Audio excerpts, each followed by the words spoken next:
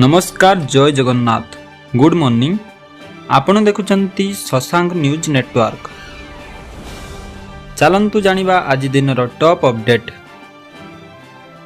देश विदेश ठारू आरंभ करी ओडिशार प्रत्येक कोण अनुकोणर तथ्य आपण माने जानि परिबे। सदा सर्वदा अपडेट रहिबा पई आम YouTube channel Shashank news network को ही एबे सब्सक्राइब करंतु एवं बेल आइकन को दबांतु। चलंतु जानिबा आजिर मुख्य खबर। आजिर प्रथम खबर हेउची राज्य रे ग्रीष्म प्रवाह जारी। आसंता काली ठारू ओडिशार विभिन्न जिले में ग्रीष्म प्रवाह नहीं पाणीपाग विभाग पक्षरु सतर्क सूचना जारी करा जायछि। आगामी दिन में तापमात्रा 40 रु 42 डिग्री छुईबा नहीं आकलन करा जायथिबा बेले लोकंकु खरारु बर्तिबा पई स्वतंत्र परामर्श दिया जायछि। परवर्ती खबर को जिबा। परवर्ती खबर हेउची संबलपुर रे बड़ धरणर सड़क दुर्घटना। संबलपुर जिले रे एक यात्रीवाही कार भारसाम्य हराई केनाल भितर को खसी पड़िथिबा फल रे एक बड़ दुर्घटना घटिछि। एही हृदय विदारक घटना रे 7 जनकर घटनास्थल रे मृत्यु घटिथिबा बेले अन्य 2 जन गुरुतर आहत होई चिकित्सित हेउछंती। परवर्ती खबर हेउची पूर्वतट रेलपथ को अणदेखा अभियोग। केंद्र सरकार ओडिशा स्थित पूर्वतट रेलपथ को दुर्बल करुथबा अभियोग करी कांग्रेस एवं बीजेडी समेत 10टी विरोधी दल पक्षरु भुवनेश्वर रे विक्षोभ प्रदर्शन करा जायछि। केंद्रर एभली वैमातृक मनोभाव को नहीं राजनैतिक बयानबाजी वर्तमान तीव्र रूप नेइछि। परवर्ती खबर शिमिलपालरू शिकारी गिरफ। मयूरभंज जिलार शिमिलपाल व्याघ्र प्रकल्प अंचल रे वन विभाग अधिकारी माने चढ़ाऊ करी जने शिकारी को गिरफ करिसंती। बेआईन शिकार रोकिबा पई अभियान कड़ाकड़ी करा जायतिबा बेले तांको निकटरू एक देशी बंदूक मध्य जबत करा जायछि। परवर्ती खबर मालकानगिरी विमान बंदररू उड़िब विमान। खूब शीघ्र मालकानगिरी विमान बंदररू नियमित विमान चलाचल आरंभ होबाकू जाउछि। एहा द्वारा दक्षिण ओडिशा रे जोगाजोगर व्यवस्था व्यापक सुधार आसिबा सह स्थानीय अंचल रे अर्थनैतिक विकसित हेब। परवर्ती खबर आकाश मार्ग रे पक्षी माड़ विमान रे जरूरीकालीन अवतरण। पुणे अभिमुखे जाउथबा एक एयर एशिया विमान भुवनेश्वर उड़ाण भरिबार किछि समय परे एक पक्षी सह धक्का होइथिला। एहा परे यात्री मानकर सुरक्षा को दृष्टि रे रखी विमानटी को भुवनेश्वर विमान बंदर रे सुरक्षित भावे जरूरीकालीन अवतरण करा जायथिला। परवर्ती खबर ओडिशा रे एससी एसटी शिक्षा संरक्षण वृद्धि। राज्य सरकार अनुसूचित जाति तथा एससी एवं अनुसूचित जनजाति तथा एसटी वर्गर छात्र छात्री पई शिक्षानुष्ठान रे संरक्षण कोटा वृद्धि करने को घोषणा करिसंती।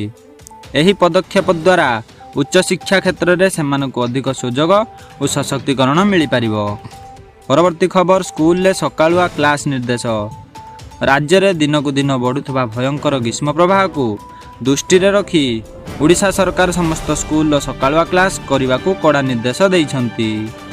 छात्र छात्री स्वास्थ्य और निरापत्ता को प्राथमिकता देई एही जरूरीकालीन निष्पत्ति निया जायछि।